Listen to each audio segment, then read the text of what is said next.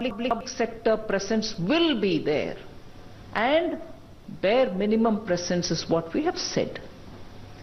In that, financial institutions are also there, meaning even in financial sector we will still have the presence of public sector enterprise, which, for your immediate answer, means that not all of them are going to be privatized. First point. Second, even for those which are likely to be privatized, we are obviously going to have to keep in mind that these privatized institutions will also continue to function after the privatization. We'll also have to ensure that the staff or the personnel who are there, their every interest will be protected. So we will ensure that we are not going to be disinvesting, or we are not going to be selling them off because whatever may happen to them, we are not worried. No, we want financial institutions to get more equity, more people to put in money into them to make them sustainable. We also want their staff to be able to perform the duties which they have really acquired as a skill over the decades and run the banks.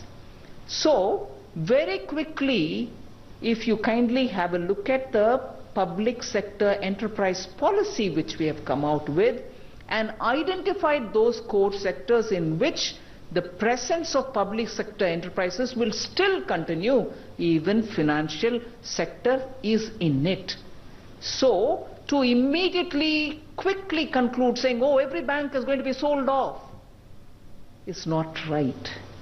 And even whether it is banks or any other privatization, I want to take this opportunity to tell, through you, the media, that the interest of the workers, interest of those who have put in services over the decades will absolutely be protected. Whether it is their salaries, whether it is their scale, whether it is their pension, it will all be taken care of. And above all, the first premise that I would like to put before you is, even when we speak of privatization or disinvestment, we recognize that each one of those units perform for the economy.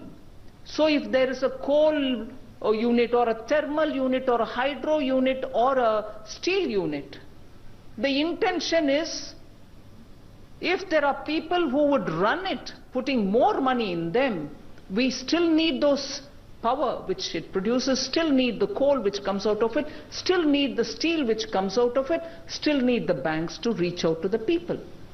And for these units to function with more money coming in, with more specialization, with more modernization, we need to have some investment come from others. And purely, let us also understand, if, for instance, we want to sell it to retail buyers within India, it is our duty to ensure that the workers' interests are protected, that institution runs further, produces that which we are not able to put in more money to produce. So, first assumption is not to take that it is going to be closed, people are going to be removed. No, not at all. All these factors are being kept in mind. I want to assure you through the media, that it is not a quick decision. We have applied a lot of mind, and also we are very conscious of the interest of the workers in very many of these institutions. So, I don't know if it answers your question.